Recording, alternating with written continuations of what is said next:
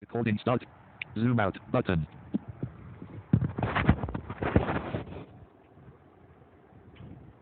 Well, good morning, dear students. We are back again in what can be called the third part on human abstract. It's actually based on question answers. It's not just human abstract, but it will cover, you know, both the poems.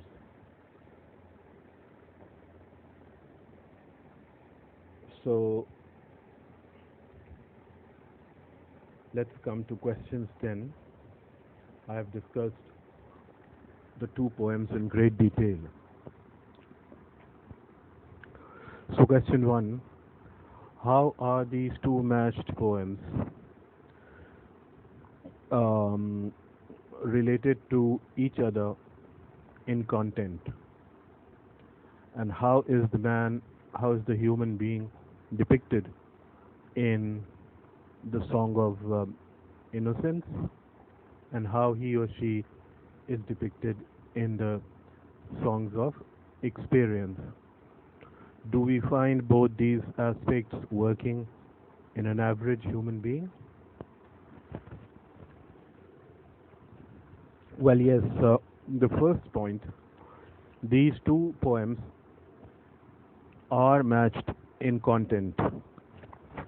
The first poem shows that virtues lead to genuine happiness when our personality is whole and integrated, and when we are governed by, and this happens when we are governed by imagination.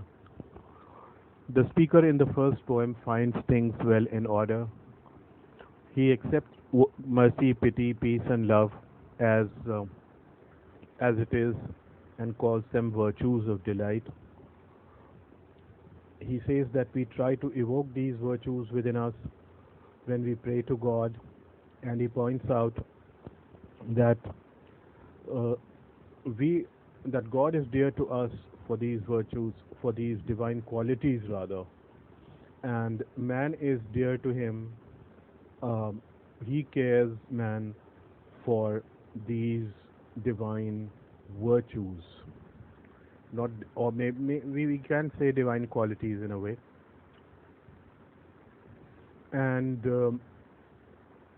you know he urges all of us um, to love everyone because you know the human form stands for love, and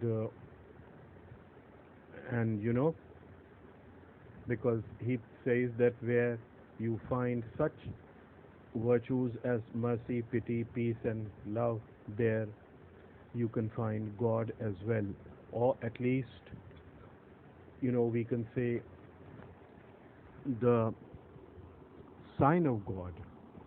You know, so in other words, loving human beings will be equal to loving God. Now, what happens in the other poem, the human abstract? Remember that in divine image, the speaker is very happy and in a relaxed mood. In the human abstract, the speaker is depressed and sad, and instead of accepting virtues as it is and accepting them as virtues of delight and divine qualities, he begins questioning the existence of virtue. His personality gets disintegrated and he is governed by reason. He indulges in abstract reasoning. He tries to find the reason for every virtue and comes to the conclusion that pity is there because of poverty, mercy is there because of unhappiness, because all of us are not equally happy, peace is there because we fear each other, and love is there because there is selfishness in the world. And you know, uh, in the previous poem, we see that an acceptance of virtue actually leads to genuine happiness, love of man, and love of God. But what happens here when the virtues degenerate? Um when they get distorted, then cruelty spreads everywhere, and we have false humility, and confusion spreads everywhere, all kinds of confusion, and corruption, hypocrisy, abstract reasoning, and evil. Common people are easily victimized by all these things, and the pious people, the religious people, saintly people, saints and sages, they all try to find the cause of evil. In fact, the poet has developed the image of a tree. This tree is symbolic of reason which produces evil, abstract reasoning that is. But they fail to find the tree because the poet tells us that this tree does not grow in the external world, but it grows in human brain. So, in this way, the two poems show two sides of a coin. If virtues are taken positively, they may lead to happiness, genuine happiness, heavenly joy. If virtues are taken negatively and questions are raised, and if personality, if the human personality gets disintegrated, then the same virtues may appear to be the cause of evil and lead to suffering and depression. So this is how the two poems are connected in content to each other. Now, how the man is depicted in the two poems? Well, in the first poem, the man is under the influence of imagination. His personality is not disintegrated, it is fully integrated and whole, and he takes things positively and experiences extreme joy. Whereas the other poem shows the other side of human being, that is, the speaker, the speaker's personality in the human abstract is disintegrated. He is governed by reason, and uh, you know, the result is that he begins questioning the very existence of virtue and gets misled and becomes the victim of hypocrisy, cruelty, false humility, etc. And therefore he is sad and depressed. He experiences a hell and undergoes severe suffering. He is in a state of confusion because his personality is disintegrated. Now then, they ask us that do we find both these aspects working in an average individual? Yes, very much so. Sometimes what happens that we are very happy when we taste success or when something really positive happens. It actually happens because when we actually begin to take things positively. Our personality is well in shape, it is integrated, it's not disintegrated, and we think, our approach is imaginative towards life. Our approach towards life is imaginative. We accept things as it is, And even if it's a hard time for us, we find time to relax, to experience happiness. Even if we are struggling, we find moments of consolation and continue our struggle. But sometimes we are depressed and sad, our personality is disintegrated, our approach is corrupted, we cannot look at things positively, we look at all things rather negatively, we are under the influence of reason, we try to look for a reason for everything. Should I do this? Should I do that? If I do this, then that will happen. If I do that, then that will happen. We do not come to a conclusion. We get frustrated. It happens so many times. We keep oscillating from negative to positive. That is, when we are positive, we experience a kind of a heaven. And when we are negative, we experience a kind of a hell. So I mean, both these aspects keep working in an average human being. This is quite true. So this is the answer to question number one. Then how would you explain the lines? They have given the four lines here. For mercy has a human heart, pity a human face, and love the human form divine, and peace the human breath. Well, as I told you while doing divine image, God has given us heart so that we can feel mercy. We can have mercy on others. Heart is the residing place of mercy. Whereas, ideally at least, heart is the residing place of mercy. And remember, it happens when we are in the state of imagination, when we look at things positively, and when our personality is integrated. So, we have got a face so that uh, it can bear an expression of pity on it. Pity is the external expression of mercy. Mercy is a kind of a feeling which remains in our heart. But others realize that we have mercy when they look at our face, an expression of pity, for example. So, ideally, our face should give an expression of pity to others. And the entire human form, including the human body and human soul, is symbolic of love. Ideally, it is symbolic of love. And this human form is divine because it is blessed with divine qualities such as mercy, pity, and peace. And love is an all-inclusive virtue.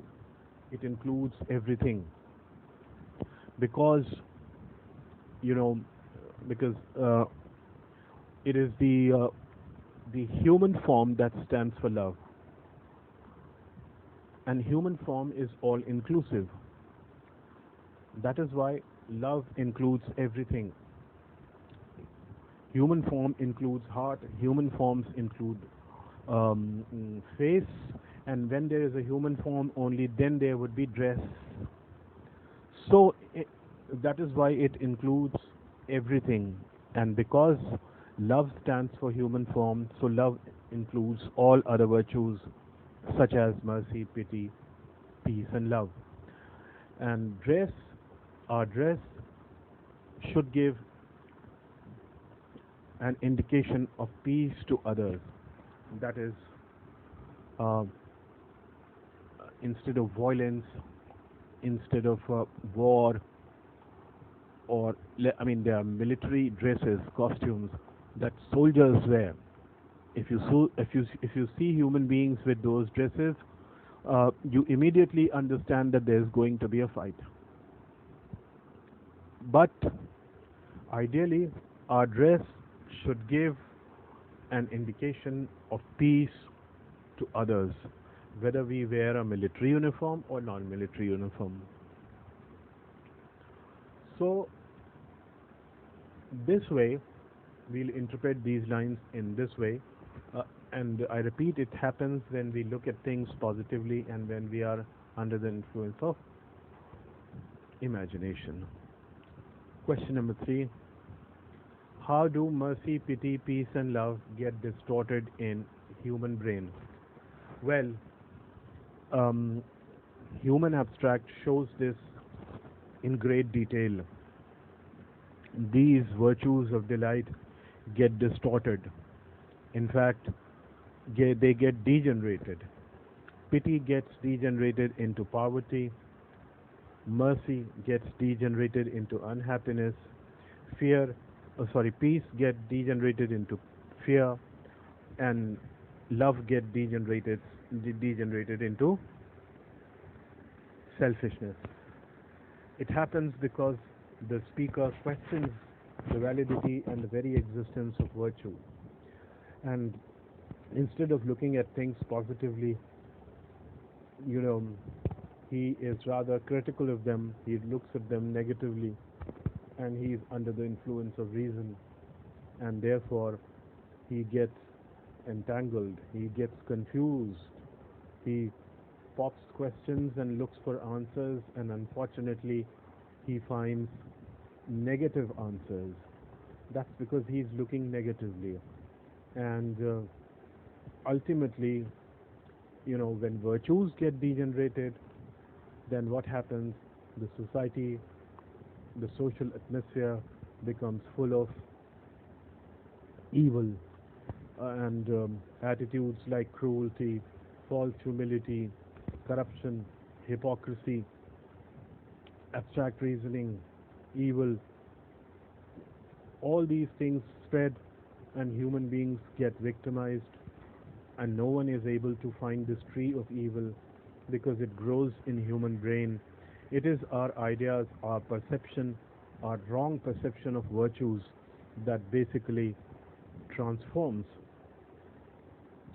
these virtues of delight into evils, and we experience those evils practically, and we undergo a severe suffering and a kind of a hell. So this is how these virtues get distorted in human brain. Now here they give us a comment. Blake's poetry expresses one aspect of his multi-dimensional view of human experience, of man once whole and happy, now of mankind once whole and happy, now fallen into discord and tyranny, from which it must be rescued. Explain with reference to these two poems. Well, very true. Divine image shows that humanity is whole, united, that mankind is united and happy. That's because it is, the human personality is not disintegrated, and it is governed by imagination. Whereas the human abstract shows that the same humanity, the same mankind, is fallen into discord, disintegration, and tyranny or cruelty. Because, the human beings whose personalities are integrated, appear to be integrated in the divine image, have now become disintegrated. The human being is under the influence of reason, and there is a disintegration of personality, and human beings look at things negatively. That is why there is a kind of a discord, disharmony, suffering, tyranny, cruelty everywhere. These are two aspects from which human beings suffer, or rather through which these we as human beings undergo. But then there is the larger question. Very sorry. In fact, the discord or the tyranny into which we have fallen, from this we must be rescued. So how can we be really rescued? Well, the sure and straight path is to achieve an integration of personality, to begin looking at things positively and to accept virtues as it is, virtues as virtues of delight, instead of questioning them and trying to, find out silly reasons for the validity or the existence of virtue. We should accept and practice these virtues, and we should have good results. You know, in other words, if from innocence we have fallen into experience, if from heaven we have fallen to earth, then there is a way to regain the paradise. There is a way to regain the higher innocence, and that is to allowing the imagination to dominate our personality and to get our personality fully integrated, and then start looking at things positively. We will then regain the same state of happiness and joy that we once experienced and lost. So, it keeps happening with us. The best way to achieve happiness is to look at things positively. That is the crux. Then, sorry, very sorry. Um, so now, look what we have done. We have covered Blake. We have discussed, I've given you an introduction to Blake, the themes of the two poems, the meanings of the difficult words, the explanations of the two poems. I have discussed the questions and answers. So we have covered Blake. Now we are left with 4 poems in our course, one of which, that is Kubla Khan by Coleridge, we'll try to finish before 30th of September, because as yet we are not sure of what's going to happen to the sessional tests, etc. But in any case, roughly, as we all know, the first sessional usually are usually conducted in the second or the third week of October. So we should try to finish our first sessional course in September itself. Now today we have what? I think 9th of August. Yes, perhaps. So I'll give you about a week or so to digest this, to study this and prepare it. And then after about a week or 10 days, I'll come up with Coleridge and Kubla Khan. In the meantime, I'd request you also to visit my YouTube channel, to subscribe it. You would be fed up of listening to this request again and again. But anyway, that's what YouTubers do. In every video they would say, well, please subscribe, like and share. That's what I say. Request your acquaintances, friends and family to do the same, because as I said in my one of my previous videos today, this is the third one today. As I said, only Alishba has responded so far. I expect all of you to do so. You are all good students and sincere ones. You cooperate with your teachers, I know, and I am very much hopeful that very soon you would visit the channel and subscribe to it. So please do it. And for the time being, that's it from me. Take care. I wouldn't like to repeat that cliche, but I have to.